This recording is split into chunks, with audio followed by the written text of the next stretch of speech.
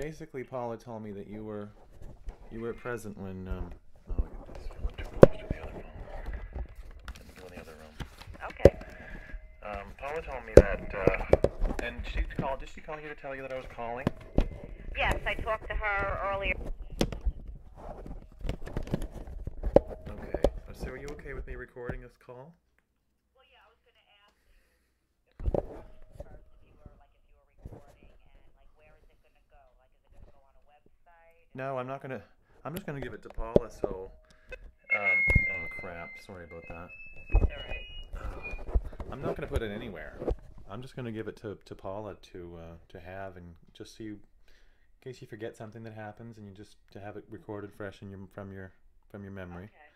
I don't want to do anything with it. I just did it because Paula said she wanted to get an interview with you about it, and she's so far away right now. I said I have a really good microphone, and I wanted to talk to you about it anyway because I'm interested to hear how they handled this.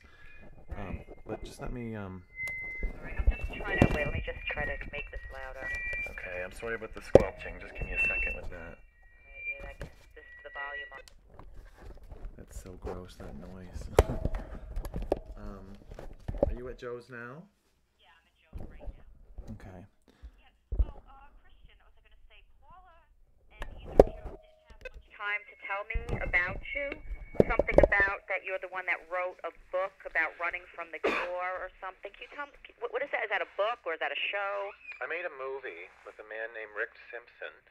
Okay, I was just writing this down. Made a movie with Rick Simpson called Running from the Cure? It's just called Run from the Cure. Okay, Run from the Cure. Yeah, it's about the cure for cancer. And we have one. And nobody wants it except people that have cancer. Cannabis cure for cancer. Yeah, I was going to say, Joe told me very little brief about him, that him and Paula are friends with him. Yes, well, Good friends with him? They never met him, but we've been in contact. All of us have been in contact for quite a while now. And Paula's been putting a lot of attention to the issue. And, okay. I mean, I'm sorry, Christian, is there any way you could make your phone louder or talk a little louder? Because I can't seem to make my phone louder, and you sound kind of far away. I'll try. Is that better? It's a little clearer, yeah. Okay, I can try to talk louder. Okay, thanks. I'm really sorry. It's just there's a volume button here to make this phone louder, and it doesn't seem to be working. Okay. Unfortunately. So the involvement that I have with Paula, Paula and Joe, we've both talked on the phone a number of times, and I would consider them both my friends. They invited me to their wedding. I just can't make it because I'm in Nova Scotia. Okay. And I'm only doing this as a favor to Paula. I'm not going to expose anything. I'm not going to do anything with it. Paula can certainly handle that with her own show if you and her decide to do that. But I think she just wants it so it's had and it's not going to be forgotten or whatever. I hear you. I think it's a good idea. People forget right after what happened sometimes, especially if it was traumatic. Right. Of course. So you're aware that I'm recording it? Yes. Okay. That's fine. Good. So, and I am interested for myself as to what happened, so just go ahead and start from the beginning, because I don't know anything really. Okay, what happened was, well, first of all, I'm a neighbor, and now friends of Joe and Jay. Jay Deberman, Joe, what's his last name now? Barton. Barton, yeah. What's your name? I was there using the computer. And I was on the computer. This was about 12:30 in the morning, between 12:30 and 1 o'clock in the morning on Friday. I believe that was the 5th or the 4th. This past Friday. What was the date? Today's the 7th, so Sunday would have been the 6th, and Saturday would have been the 5th. So it was So it was the early morning of Friday the 4th. Okay. 2011. I'm on the computer. Joe is in his bedroom, watching TV, and Jay's just sitting on the couch. We're just talking, and there's a knock at the door. And I'm still on the computer at this time, and Jay goes to answer the door. I hear him. Are you still there? Yes. Okay. I hear him say, "Who is it?" And I didn't really hear anything except for a muffle. And I heard the door open and Jay go outside and nothing. So I figured, okay, he went outside to talk to a friend, didn't think much of it. Then maybe between 5 and 10 minutes later, I hear the door open, and I hear like some kind of like banging around and nothing else. So I start asking for Jay. It's like, Jay, what's going on? And I hear this deep voice. Excuse me, you still there? Yes. Okay, because I heard the phone go off for a minute. Okay, what did you just say? You heard what? Oh, wait, hold on a second. I'm sorry, hold on. Sure. Oh, good, okay.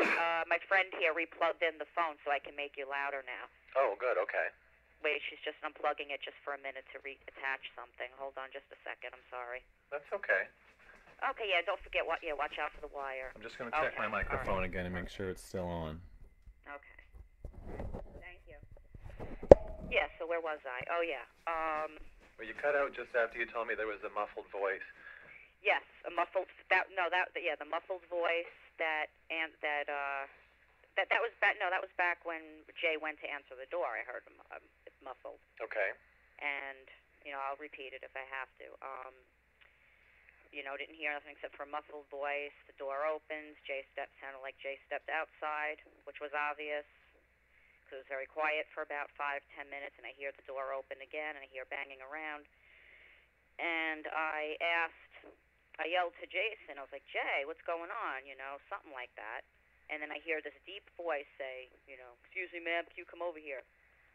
So I get up from the computer, and I go to the door, and there's a police officer halfway into the door. The door's open. It's like halfway open. He's got his foot in the door, the cop. And Jay is like, like right there saying, you have to have a warrant. You can't come in here without a warrant. And he's starting to go in and out of consciousness, which it turns out, which I didn't know until recently, that he had a problem with seizures. And I guess the stress of the situation set it off. Oh. So he was saying, even though he was like kind of out of it from starting to have a seizure, he was telling this police officer, you can't come in without a warrant. And the cop was halfway in the door, his foot was in the door, and he was trying to push his way in. And he asked me, what's wrong with this kid? What's wrong with this guy? And I'm like, I don't know. He was fine a little while ago. So I'm like, Jay, are you okay? And he's like repeating again, he's supposed to have a warrant. I was like, what's going on? To the cop. And he's like, well, we're looking for apartment B2. And Jay goes, well, this is C2. And the cop's like, well, I smell all this marijuana coming out of the door. It's enough to make me high. I can't ignore this. I got to call my buddies. And I'm like, well, shouldn't you go to apartment B2 since that's where you got the call? I said something like that and find out what the problem is. Like, oh, no, it's no big deal, no emergency. So I was going to say Jay, sorry, actually faints and falls. Oh, no. At this point, and I start screaming for Joe. Joe comes running out and gets a hold of Jay, and and then he starts, the cop starts talking to him, and the cop made his way in, obviously, by this time, because, Jay passed out, and I didn't know too much of what was going on and couldn't push him out. So, Joe's like, get out of here. You don't have a warrant. You have no right to be in here. But he was already in, and he was trying to, keep Jay with him since he was in the seizure. And then, the cop's like, should we call an ambulance? Are you okay? And Jay's like, no ambulance. You don't need an ambulance. And was, starting to come to again. So by this time, the cops are in here. There's about 2 of them already. And he starts putting the cuffs on Jay and then Joe. And Joe's like, I'm not saying anything without my lawyer. And he tells Jay the same thing. Like, Jay, just keep your mouth shut. We're not saying nothing until we have a lawyer. And, Joe mentioned to me that he, said that the cops at this time said that you guys are all under arrest. I don't remember that. I guess with everything going on, I didn't hear that. My mind was going berserk. But at this point, Joe started writing down some phone numbers for me to call. And the cop's like, oh, you can just hang out here while we do this. But after he puts the cuffs on Jay and Joe, they took me and started putting cuffs on me. Wouldn't let us take our coats, wouldn't let me take my pocketbook, my wallet, nothing. So then at this point, Jay and Joe and me are all telling them, I'm just a neighbor. I was just there using the computer. And he's like, oh, I don't care, and walks us out. And as we're walking to the car, I asked him, the cop who was taking me, he was a sheriff, I said, are we being arrested? Am I being arrested? And aren't you supposed to tell me what for and read me my rights or something? Because I'm just learning the law now with all this happening, and the officer's like, oh, you're just being detained for now. We'll take it one step at a time and let you know what's going on. Puts me and Jay in one car, puts Joe in another car behind us. Then, he comes back, and I start asking him again, like, what is going to happen, exactly. I was just here using the computer, and he's like, well, I was going to say we have to call my boss and the detective, and they're going to come over here, and they'll ask you some questions. They'll decide whether or not to let you go. They might have to take you down to the station with them. We just got to do it one step at a time, da-da-da. And, so we were sitting in the car all together before they took us to the station. So I'd say for a good 45 minutes to an hour.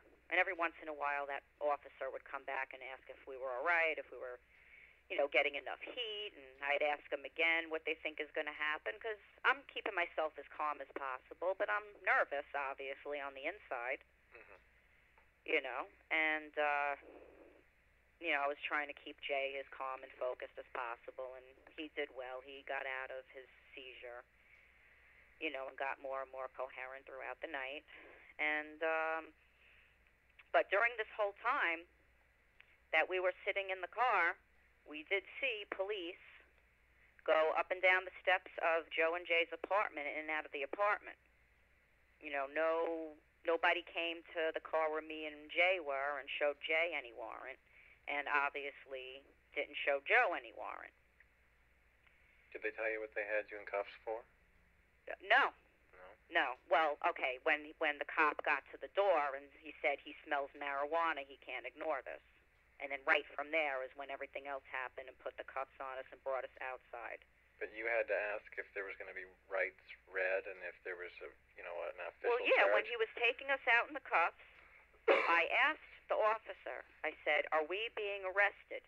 And if we are, aren't you supposed to read us our rights and tell us what we're being arrested for? And he said, you're just being detained for now. That's what he said to me. He said, you're just being detained for now.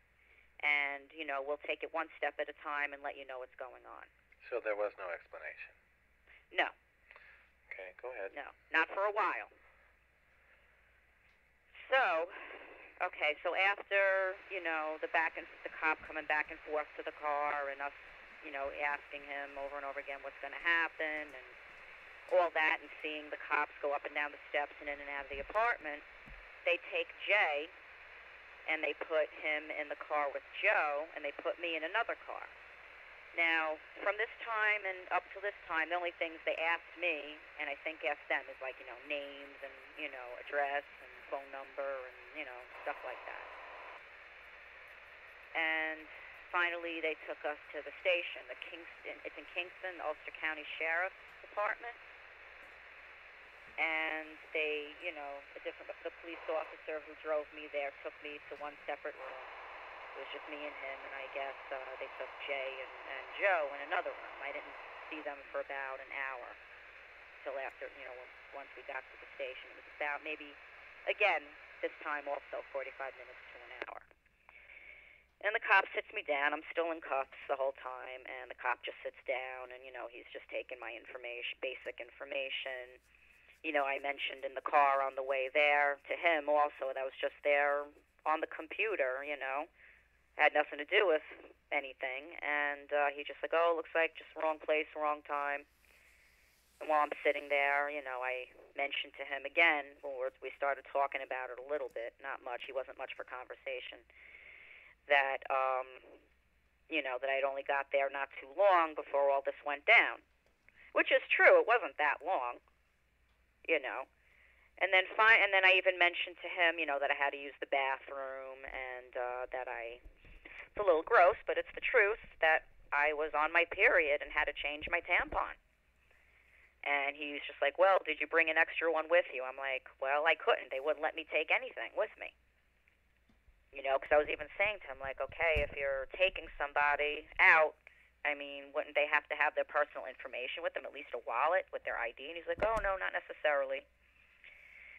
So anyway, then that was it. I did overhear a woman somewhere in the background in another room or office. He didn't think to get up and ask the woman if she'd had something for me, and I'm guessing the reason for that was because they were planning on strip searching me, and if they were to take me to change a tampon or to the bathroom before that, they'd figure, okay, that would give me time to get rid of anything.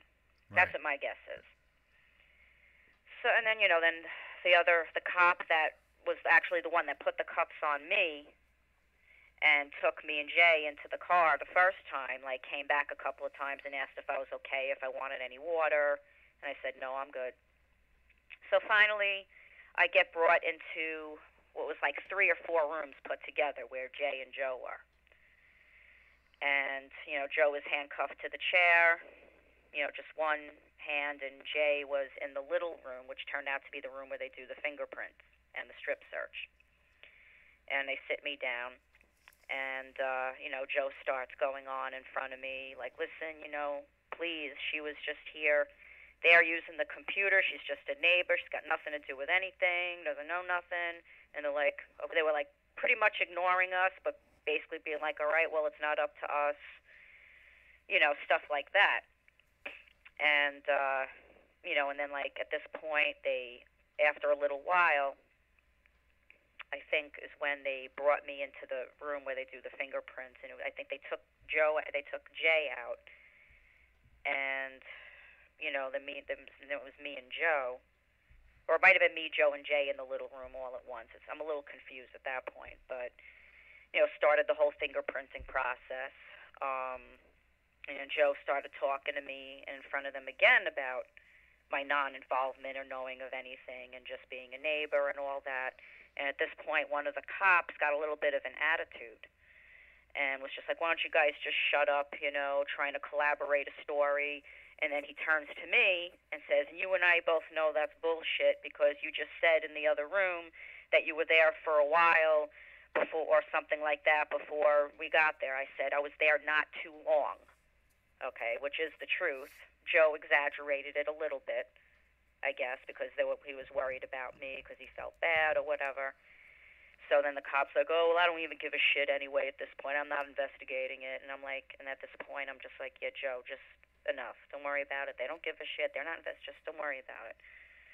And but then at this point, the other cop was looking at me and saying, well, since you've never been in trouble, you're probably not going to get anything or whatever. So they fingerprint Joe, I think, or if they fingerprinted Jay first, I'm a little confused at this point. Jay was still a little bit out of it, even though he had come to a lot. And when they were doing the fingerprints on this, they were even saying it was a new machine and it was a pain in the ass to them. They had to put a lot of lotion on their hands and put it on this flat window sort of thing, and had to hold the fingers and hands a certain way, and sometimes it would slip and it wouldn't come out right on the screen and would have to do it over and over. And Jay's hands kept slipping. And the police is like, yeah, what is wrong with you? What's wrong with this guy? You must be really high or something. And Jay's just like, I'm just really stressed out about this whole thing.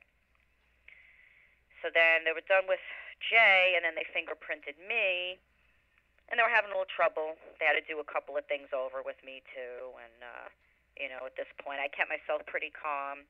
And then after a while, I was getting angry. And at this point, I got emotional and started crying because even though I felt pretty much in my gut that, I was going to be all right and things would be set right, I was naturally nervous. I'm like, am I going to end up in jail or what? And it got to me. So I started crying, and they left me alone. They let me calm down for a minute, gave me a tissue to blow my nose. finished the fingerprinting, and then, sat me back down, brought me back out to the other room.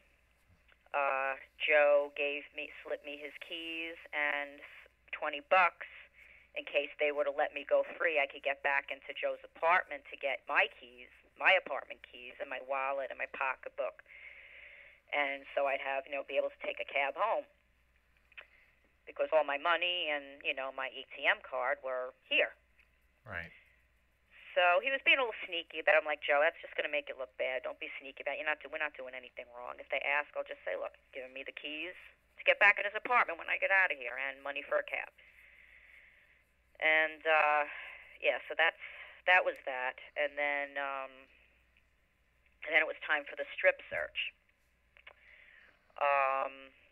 They took, I believe they took Joe first into the separate little room where they did the fingerprinting. And they strip searched him and then let him out, and they had a plastic baggie with all his, I'm guessing, his money and change. And then after that, they did Jay. And then after that, they had to wait around a bit, but they got a woman cop to strip search me. She was okay. She was cool with me. I told her that, I was on my period and way overdue for a change. She said, don't worry, I understand. Let's just, do it.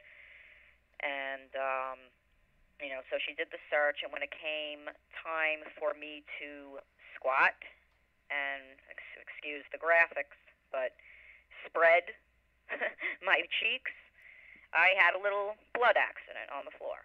And she's like, and I felt really gross at this time. I was just like, okay, well, I can't help it. I mean, it's nature, but having to go through all this because of, a plant being illegal, which shouldn't be, and I can go on, and everybody can go on about that. And what it looks like now was an illegal arrest or detainment or whatever they want to call it, having to go through that, So, she's like, don't worry, don't be embarrassed. After you're done, I'm going to go get you a change, and we'll take you to the bathroom. So I'm like, okay. So I put my stuff back on. And she told me also how to take off my necklace and my ring and take everything out of my pockets, which was just Joe's keys and the money. And then at that point, they're like, oh, no, you don't have to take your jewelry off or anything. So I'm like, all right, maybe that's a good sign as far as, for me personally. And then, the guy cop ended up having to clean up my blood, which I wasn't the least bit sorry about. The one who had kind of an attitude with me and Joe earlier. Right. So, anyway, all right, so she comes back, the woman cop comes back with a change for me and brings me to the bathroom and brings me back out, and I'm told to sit back down in the same seat as like the room where they did the strip search and the fingerprinting, and Jay and Joe are in the other bigger room with the cuffs, sitting on the seat. And by this time, the detective is there. And it seems like one of the cops that was on the scene that went into the apartment and supposedly got a warrant and searched the place is there, talking to Joe and Jay. And at this point, I hear Joe talking about the fact that he's never been anti-police, just anti-ridiculous laws, and he's really bothered by the fact that he was just taken out of his home and the place might be ransacked, something like that. And I hear the cop saying, well, we didn't ransack the place, or we didn't destroy the place. I don't, appreciate that accusation. And then Joe's like, all right, I jumped the gun. I talked too fast. I'm just used to that happening, or it's happened to me before, or something like that. And from what it sounds like this particular officer's trying to get along, and that, Jay and Joe, all of us, the whole night, we're doing our best to get along with the police. And at times even got into little bits and pieces of conversation with them, and were explaining things to us about how the, fingerprint machine works, a little bit of joking around, but, that's the best you can do, so you don't get into more trouble. Excuse me. So then, that particular cop leaves, and I don't remember if it was him before he left or the detective right after he left saying, okay, I hear him saying, okay, it turns out you guys are being arrested officially, and you're arrested for the illegal possession of marijuana. Is that everyone? Well, at first, yeah, he was saying all three of us. and and stuff like that. And they're saying how very soon they're going to be taking us down to see a judge right in the same town of Kingston.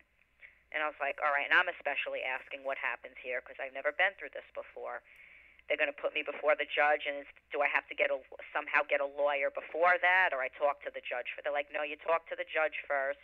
You plead guilty or not guilty, and they ask you questions. You tell them, and most likely they'll let you go in your case, but then you'll probably be subpoenaed to come back Wednesday for court, and that's when you get a lawyer and all that.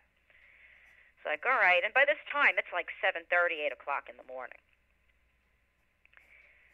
So, and I overhear Joe talking to the detective, and, the detective saying, I know that a lot of these laws are ridiculous, but, I have no control over that, and this and that, yada, yada, asking us if we were treated right and everything, and we basically said, yeah, everything's okay, and, Do you feel like you were treated right? It sounds like you suffered a lot of indignity there. Well, yes, but what we were referring to is like the cops didn't like beat us or like scream. You know what I'm saying? I think at that point I just wanted to get out of there, and Joe and Jay wanted to, while being still in the custody of the police, wanted things to go as smoothly as possible, so they couldn't put anything else on them or on us. That's what I'm thinking. So are you saying? But as far as it being a wrongful arrest, from what I'm hearing now, then no. We were not treated right at all. Well, what can you tell me about how the strip search in particular, or the arrest even, made you feel like at the time?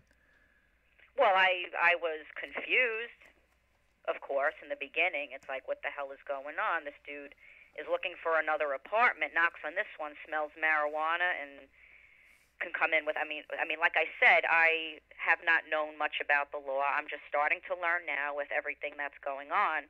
But I did not appreciate him, of course, obviously, just coming in without a warrant, without explaining what was going on and why they were putting cuffs on us or on me exactly, and like making us wait. Okay, you're just being detained for now, not being honest, and just saying one step at a time, just do what we say and we'll let you know what's going on. And then as it seems like from things I've looked up and from talking to Joe's lawyer today, that they did everything illegally anyhow. So I feel I'm pissed off. I was pissed and afraid and nervous through the whole thing because I didn't know what was going to happen. Of course, nobody likes having to take their clothes off in front of strangers and be in search, especially if you're a woman and you're bleeding. Even though I was okay with as far as the way the woman cop treated me when she did the search, yes, she was very respectful, and I don't think she had anything to do with this arrest or anything that happened. She was just called there to do what she had to do. Well, if I may just ask you one question then about that. Okay. If it was illegal for them to do what they did to the three of you, or even if Right. it was just illegal to do it to you, Right. how would you feel if you went to, say, a donut shop and the manager took you out back and did that to you? Oh, well, of course, I'd be terrified because, and disgusted, of course. And the police think they can do it whenever they feel like it. So what's the difference? Well, exactly. I agree with you. The only thing is, at the time it was happening, I did not know exactly what my rights were. I didn't know exactly what was going on. I didn't know the law. So I thought that I wasn't sure, and I was planning on finding out, of course, but I thought, because what happened, like that's what I was getting to at the very end of the story, when finally after all of that, and it's at the point where they're about to take us to the judge, the detective comes to me and says, Michelle, good news, you're being let free. Yep. I'm like, okay, I'm being let go totally free. I'm totally free. I'm totally off. I don't have to come back for court, nothing. They're like, nope, you're totally free. So I'm like, okay. And then the officer, not the detective, the officer turns and says to me that they were right to detain me. They used the word detainment. To detain me and cuff me and take me down because I was on the crime scene. But it turns out it was a miscommunication was the word he used. And it was a mistake, and they could just let me go. I'm totally off. So on that account, I still didn't know. I mean, I was like, okay, I can't find out here. No matter what I asked them, of course, they're going to say right here and now that they had a right to do what they did. So, I didn't know exactly, like, okay, if they had a legal right to do what they did, and they absolutely had to strip search me because I was on the scene, everybody else, okay, they did what they had to do, even though I'm disgusted by it. But if it's illegal and it turns out it sounds like it is, yeah, I'm pissed. Absolutely. Absolutely. So that's all that happened? After that, when they said I could go, they let me call a cab to pick me up, and Joe gave me real quick some numbers for me to call, like Paula and Abigail, a friend of ours, Abigail, and a couple of other people, and I told the taxi dispatcher on the phone, I was like, listen, I have just $20 on me. We're going to have to stop at a store to an ATM to get the other, because it was going to be $30. Joe gave me $20. So they said okay, and they kind of rushed me out. And I waited about a half hour for the cab, and then this time I realized, like, shit, I'm so used to having all my stuff on me, I just automatically said, oh, we'll stop at an ATM and get the rest of the money. I don't have that with me. It's locked in Joe's apartment. So when the cab got there, I explained that, and he said it was okay. And we finally get to the apartment, and we stop at Joe's first, so I can run up to my wallet and get the money and just give it to him and come back up here and upstairs and go from there, get my stuff, go into my apartment. And I was so, still very stressed out, obviously, and discombobulated. I ran up here. I lit up a cigarette, and I grabbed the money out of my wallet to give, that I owed to the cab, and I ran out, gave the cab the rest of the money, ran back up, and I realized I locked myself out. Oh. So I wasn't thinking straight from all the stress and no sleep and all that, obviously. So I was stuck out in the cold with nothing. Not my keys, not Joe's keys. They were in his apartment and my stuff. So I had to go to my property manager's apartment to see if he had spare keys, and he wasn't home. So he wasn't home, so I went to my downstairs neighbor's apartment, and she was getting ready to leave, and I told her a little bit about what happened, and she let me in, and she let me use her cell phone, which was dying, the only suggestion, because I didn't have anybody's number to call, because all my numbers are in my phone or written down in my pocketbook, and that was locked in Joe's apartment. So, she didn't really have anybody's number, so she told me to call a police officer to break into my apartment. And not really thinking at this point, I was like, I'll try anything. I got to get inside and get warm. I called the station and started explaining, and we kept getting cut off because her phone was out of minutes. So after the third time, I told my neighbor, it's just going to keep dying out. You got to go do what you got to do. I'll go to another neighbor's. So she gave me her coat, because I was cold. My coat was still locked in Joe's apartment. And then I passed my property manager's place again. He still wasn't home. I went to the last building where another neighbor friend of mine lives to see if he was home, and he wasn't. So I ended up just having to knock on the door behind his. And a woman answered the door who I never met before, but I met her now, and she asked me what was going on, and I told her a little bit about it, and she let me in, let me sit down and calm down for a minute and make a couple of calls. And I called up one of our friends and told her what was going on and that I was stuck outside, and she said she already knew because I guess between the time I left the station and gotten back and all that had gone on, she found out, I think Joe's lawyer had called her or called another friend of ours and told her. And, she was just like, I have no way of picking you up, but if you can try to get to town. And I'm like, all right, I'm sure I could do that, And after that, I called the police back, and they said, well, they didn't really say if they could help me or not, but they sent a car there. And I went outside, and there was a car there, and they couldn't break into Joe's apartment, but they didn't specifically say they couldn't break into mine. They were just like, telling me how, my neighbor said I was there all night. I'm like, well, I might as well tell you, because you obviously do know or going to find out anyway. And I didn't go into every detail. I just said I was at a neighbor's last night, a friend of mine, and a police officer came to the door and smelled pot and took us all in. And I got back and I'm locked out of all the apartments, whatever. He's like, oh yeah, I know, whatever. And then we walk upstairs to my apartment. And then not until we get upstairs to my door does he tell me, oh, I can't break into your apartment. It's illegal. Okay, thank you.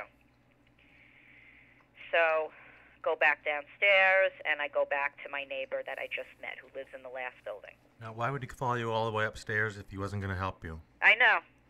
To see I guess he was just trying to get stuff out of me, like, is she going to admit what happened last night, and maybe I'll see something or find something, or who knows. Did you suspect that he may have wanted to see what apartment was yours? Possibly. That's the only thing I can think of. Had you given them your address at the station? Well, yeah. I mean, when they first put the cuffs on us and brought us outside, I thought that I had to give them every information possible. I didn't know what was going on and what else they could do, or what was right or wrong, so I cooperated with them. Right. So they couldn't do anything else. You know what I'm saying? Okay. So then I run back to my neighbors who lives in the last apartment and told her what happened, and she let me back in, and I made another couple of calls to my property manager, his number and his cell number, and leave messages. And then she took me to town, to this place called Family of Woodstock in town, and I tried calling Bob again and left him a message. And then I had a meeting I had to go to not too far from there, where a couple of my friends would be anyway, at 11:30. So I went to that meeting and told them what was going on, and then after that, a friend of mine let me use her cell phone, because I went for a little ride with her to the post office, and my property manager was waiting for me at Family of Woodstock. He said he had unlocked my apartment. And I asked him if he had keys to Joe's apartment, because all my stuff was in there. Important stuff, my wallet, my phone. And he's like, well, I don't know if I have keys to Joe's apartment, but I'll check. So we take a ride back to the apartment. We go in his apartment. He looks. He says he doesn't have keys to Joe's apartment, but he's gonna try to break in. So me and him go back to Joe's apartment, and he uses a card, like a credit card thing, to break in. And that works? Yeah. Yes, it worked. It worked. And by this time, just to let you know, going back to when I first got to Joe's apartment, when I went up to get the money for the cab before I locked myself out, all the plants were gone. So I wasn't worried about, my property manager knowing anything, because, well, they're going to find out anyway. The cops were at the apartments. It's going to be in the paper. I still didn't mention anything, about, oh, yeah, they were growing pot or nothing like that. Just... You say the plants were gone, so where did they go? Where did they go? Where did the plants go? I guess the police took them. How did they get in? They came into the apartment while they had us in cuffs in the cars before they took us to the station. They were going in and out. Ah, okay. They were emptying it out. Yeah, remember I mentioned that to you before? During the whole 45 minutes to an hour when we were cuffed in the car, we saw them go in and out. Yeah, they had them with them then, did they? Yeah. You could see that? Unless they went back and took them out after they took us to the station, I don't know. Well, that's what I was thinking, but I was wondering how they would have gained entry to the apartment since the keys Well, it was already open, because when Jay answered the door, when the cop first knocked at the door and went outside to talk to the cop and tell him, you don't have a warrant, and then when Jay opened the door, obviously the cop was pushed his way in, because Jay started having the seizure, and that's that's at the point where So the door didn't get shut when you guys were out, but before everybody left. I'm sorry, what? It sounds to me like you're saying that after the cop pushed his way into the apartment and you guys were let outside in cuffs, that the door didn't actually get shut until the cops were done with what they were doing in there. Obviously. Yeah, okay. I mean, when they were already in, had gotten in, they forced their way in. When they came in and put the cuffs on us and took us out, and obviously they weren't going to close and lock the door, they kept going in and out. We saw them while we were there, still in the cars, in the cuffs, before they took us to the station. Right. Just wanted to be clear on that. Is there anything else that stands out in your mind? I'm trying to think. Where was about that whole day of everything we've been through. I mean, and that I went through. I mean,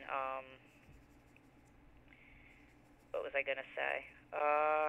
Nothing else that really stands out. I mean, after all that, I was hearing from different people what they have a right to do and not have a right to do. And some people were telling me, well, no, if they smell marijuana and marijuana is illegal, they have a right to take you and get a warrant without showing you and go in and search. And I'm thinking, okay, well, I'm hearing all different things. And then I see Joe today and Abigail, and they're telling me that they really know the law because they've been through all this, and say that they don't have a right to push their way in if, they knock on a door and that smelling marijuana is not enough to come in. They would have to, go and get a warrant, or maybe not even be able to get a warrant on that account, from what Joe's lawyer told me today. I'm still learning all this stuff. So. It sounds to me like the cops skipped a step that they were supposed to follow. Oh, yeah. Yeah. Yeah. It seems that way, yeah. But it seems that maybe way whenever they do it. Maybe even a couple of steps. They seem to do that everywhere. They did it to Rick Simpson as well. Yeah, I'm sure. Well, I've heard a lot of stories of them doing stuff like that and all kinds of shit. But no, man, no. They knocked on the door. Like I said, I was on the computer, and Jay answered the door and went outside. Didn't let him in, went outside, because I heard him, open the door and close it behind him and didn't hear anything. So he was obviously outside with the cop. I didn't know yet that it was a cop. And then I hear the door open again a little while later, like I said, and you're banging around. I hear, and then that voice said, "Ma'am, can you come here?" Hello? Hi. Hello? Okay, and when I get to the door, there's the cop with his foot in the door. The door's somewhat open, trying to push him out, and he starts passing out, and the cop's in because I still didn't know what was going on at this time. And that's it. They were in. They were in. And Joe was pretty much unaware of what was happening at this point. Well, yeah, he was still inside, but not until I started screaming for him when Jay was passing out, having the seizure. Right. And then the first thing he did was to get a hold of Jay because he was having the seizure. So he obviously didn't have, wasn't able to do two things at once, that and push the cop back out the door because the cop was already in the door after that. So you wouldn't have any knowledge as to whether or not the police had gone to the other apartment they had originally come for? Yeah, actually, I was going to say another thing was, at one point, in between the time of them taking us out to the cars and keeping us there, I did ask the officer once again about apartment B2, which was supposedly for the original call, and they said it was something about an unregistered RV. And now I thought at the time, and thought up until quite recently, we all did that, it was bullshit, because, why would somebody come at that time on a complaint for an unregistered vehicle at that time of night? Yeah. So we were thinking maybe it was probably some kind of a setup. And then, but the thing is, though, it turns out that a few hours ago, when I was walking past Building 2. Today? Building B, yes, this evening. A girl who lives upstairs, she was out on her deck, and it turns out, that her boyfriend, who she was living with in B2, the next day after all this happened, the cops were here and everything, had a heart attack and died. And some of our first thoughts were, you never know, maybe he started to get sick on the night everything went down with us, and that's what the cops were looking for, and then smelled pot and completely ignored it, because if so, that's a big lawsuit from them too, from him and his family. But it turns out, I found out later on, no, it started the next morning and all that. But anyway, I yelled up to the steps and I asked the girl, "Are you the one that lives with," I don't want to say his name, but, the guy who recently had the heart attack and passed away in B2? And she said yes. And I told her how sorry I was. And I was like, "Listen, I have an important question to ask you." I was just like, the night that he had this heart attack, did he start getting sick almost a whole 24 hours beforehand, early Friday morning? And she said no. But she said, however, that night he did call because he was very worried about his vehicle or something. So they did call the cops for that. So it turns out the cops were here for a complaint about a registered vehicle, and we're looking for B2. So either it turns out now that either the cops, did at first get the wrong apartment and smelt the marijuana, and it's like, here's our chance to, do whatever, or they got to the apartments and knew that Jay and Joe lived here and thought, let's kill two birds at one stone. Let's knock on C2 first, pretend we're looking for B2, and if we smell pot, let's get them. You know what I mean? Yeah. And I only found this out very recently, just this evening. I told our friend Abigail, and I told Joe on the phone about that already, so he's aware of it. Okay, well, the only place this recording is going to go that I understand, from me anyway, is to Paula. So she has what your story is, and so she can kind of listen to it. Well, it's all the truth. She just kind of wants to listen to it, I think, and maybe get some ideas as what can be done, because where you're calm about it and whatnot, and then she can listen to it, maybe play it for a lawyer or something, and just get some ideas as to how this all went down. Plus, I met Joe's lawyer today, and he's going to help me out. And I talked to him. I have his number, and I'm sure Paul. I'm sure there'll be a lot of uses for the recording. Well, I'm going to keep it. I'm more than willing to help because, well, first of all, the whole issue about legalizing marijuana, which should be legal for many reasons, and but that are obvious. People shouldn't have to go, even if the cops had acted legally, and we had no case against them as far as that goes. People shouldn't have to go through that over marijuana for many obvious reasons. But second of all, since they acted illegally, from what it sounds like, I mean, police should not be allowed to get away with doing their job illegally. You know what I mean? Oh, absolutely. No, it needs to be out there. People need to know. They need to be held accountable for all of it. Exactly. Especially police themselves acting illegally and abusively. I mean, what does that say? That we can trust the people who are supposed to protect us. And, I'm sure you've heard some of the stories. The urgent task force around here, one of the lead men recently got caught, I think, stealing money and had heroin on him. And there's another detective, Kingston detective, one of the head detectives. He's being held accountable because he was trying to get paid for doing two jobs at once that he wasn't. It's in our local papers. So there seems to be I'm sure everywhere, but local around here, police corruption going on left and right. It's everywhere. It's here too. Yeah. It's here too. I mean, I'm sure it's everywhere. I'm not saying that all police and detectives are corrupt.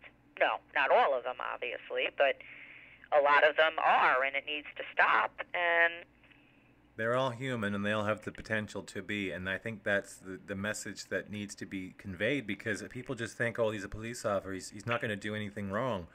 But that's not the case. That's just an illusion. Exactly. Yeah. Yeah, I mean, that's what they all figure they can do, but eventually, I mean, people are not everybody's going to keep their mouth shut about it, and if they keep pushing away at it, they're going to be held accountable, and they're going to have to really watch their backs on how they do their job. You're right. And if you look into it, I think you'll find doctors are the same way. Oh, I'm sure. People of all genres can take advantage of their position, and not can, but do. Well, they certainly do, yeah. And they do it for what reason do you think they do it for? Do you think they do it for prestige? It depends. I'm sure a lot of them do it for money, for the most part, and greed. And then there are some that just probably do it just to, to look good. You mentioned before that one of the officers said, we don't really agree with this, but we have to do it. Yes, the detective said that. I heard him say that to Joe. And I think it was the officer that when I was done with the strip search and she took me to, change in the bathroom and took me out, one of the cops that was on the scene, I think I overheard him say something like that. I'm pretty sure, but I know I did hear the detective say that. Yeah, it's not uncommon for somebody to say that, but it's the actions speak louder than the words. Well, you say you don't want to do it, but here you are doing it. Right. I mean, that detective, I don't know. I mean, I think he was somebody that had a call on the scene. You know, but then again, if he knew that that was how it was going was against the law, he should have done something. And, well, yeah, you know how it is. Well, I'm hoping... But I'm just learning all this now. I mean, you know, I didn't, like I said, like, okay, my hands were tied, literally. I didn't know the law. I didn't know exactly what was going on, exactly what they have a right to do. And I'm like, I'm just going to have to cooperate while I'm at it to not get in any more trouble and then later find out. Did they take a statement from you? A statement? No, what do you mean by a statement? I mean, did they ask you for an account of what happened like I did and sit No, there and write it down nothing. and get you to sign it? Nothing. Nothing. Nothing at all. So you didn't actually get the chance to tell your side of the story after you were put in cuffs? Nope. They just put us in the cars, said I was being detained, or we were being detained, said we're taking it one step at a time. There's, you know, this is a crime scene. Once my boss gets here, you know, we'll tell you what we're going to do. We're probably going to ask you some questions and take you to the station, da-da-da. And the only questions they asked me all night was basic information. My name, my number, my address, if I was single or divorced, my hair color, my eye color. Right. Nothing to do with the situation at the apartment? Nope. Okay. Nada.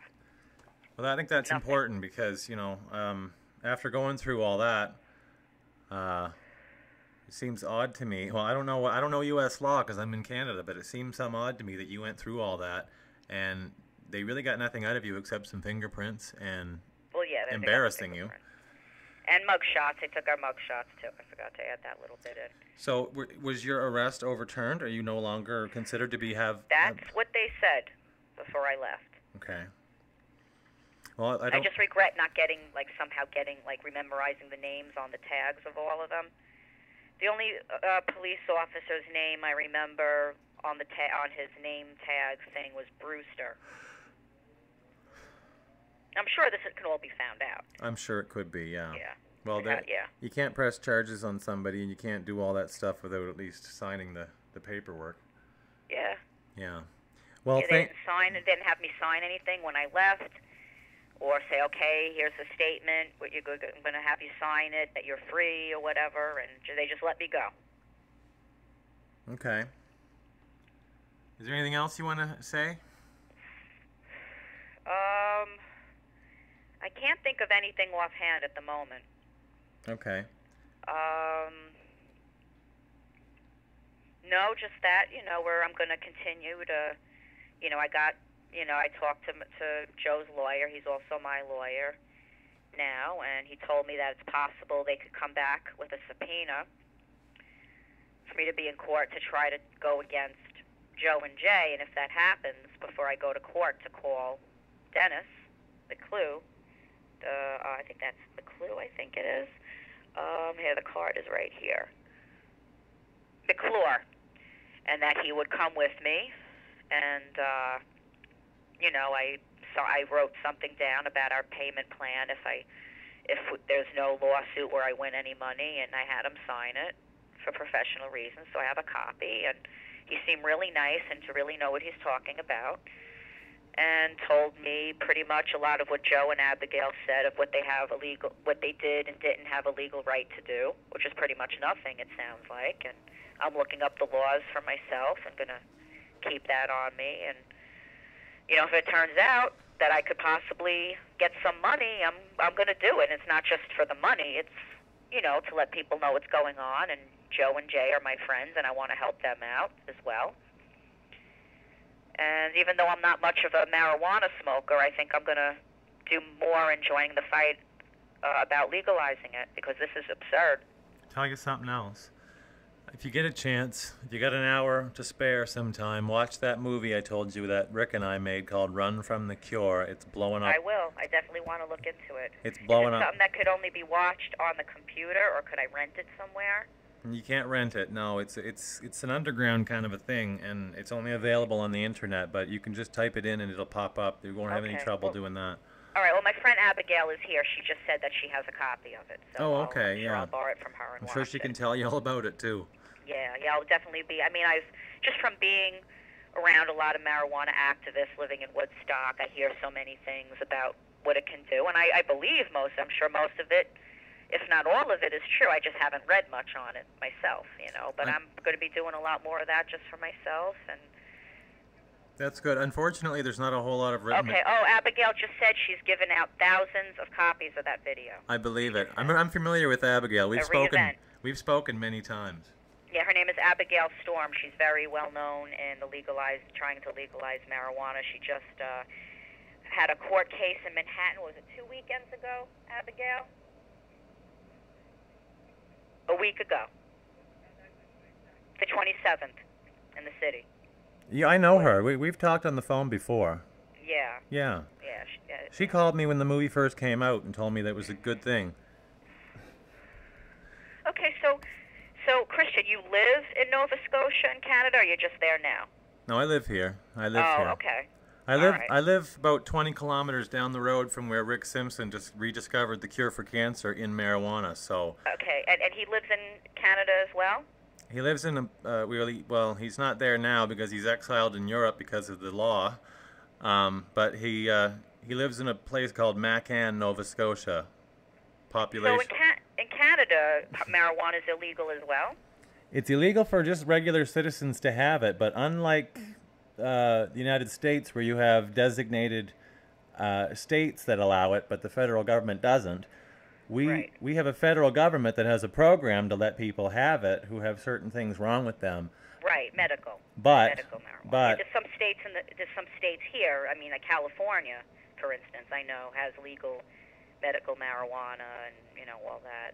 But the majority of the people who want this medicine, who need it, can't get it because their doctors have been bullied out of signing the papers. Right, I believe it.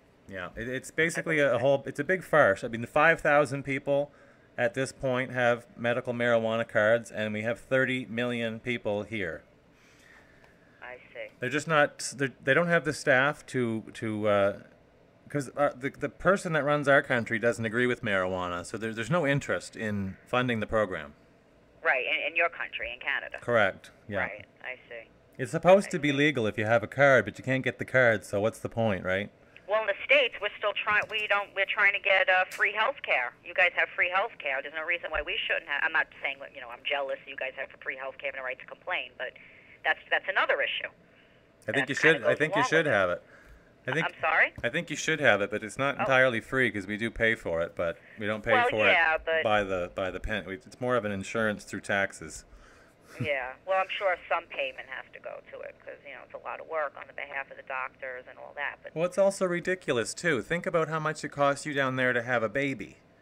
Mm-hmm. That's ridiculous. If you have a baby here, you go to the hospital and you come home with the baby. There's no bill. Yeah, I know. But you have to have money to be born. You have to have money to die. Yeah. Well, not here. You don't need to You have to pay to be born and pay to die. Yeah. Yeah. So there's a lot of absurd things that are coming to the surface in this country that, really need to be dug out. And I'm sure everywhere else, too. I mean, look what's happening in Egypt, Unfortunately, I'm a college student, and we're not into geography at the moment, so I'm kind of in the dark about that, but I have been hearing people talk about it. Right. I don't know too many details about it either, but I know that they're standing up and rioting and rebelling due to a lot of injustices. Well, I'd say good for them. I hope that they get the situation resolved without too many deaths. Right. Exactly. But thank you for your time, and I'll make sure Paula gets this, and it'll only be used for good to help you guys out of this jam. Okay. Okay. Thanks, Michelle. If you ever need to call me... Thank you, Christian. You have my number, and I have yours. Yeah. And I'll probably be in touch with you after I check out this video. Okay, yeah, do that, for sure. Yeah. I think, as I'm going to say, there's a couple of people in our town that do local access TV shows, which I'm going to be on advertising an event that I'm helping out with in town. It's got nothing to do with marijuana, but while I'm at it, I'll probably be talking about this issue as well and what happened. Well, so, as much attention as you can give it. Just make sure you're not saying anything that's going to put you all in a situation that you can't get out of, right? Exactly. All right, well, you take care, and I'll make sure this doesn't get into the wrong hands. Okay. All right. Thank you, Christian. Thanks, Michelle. Have a good night. You too. Okay, bye-bye. Bye-bye. I hope that worked. Almost a full hour. I might as well let it go for another 5, 4, 3, 2, 1, and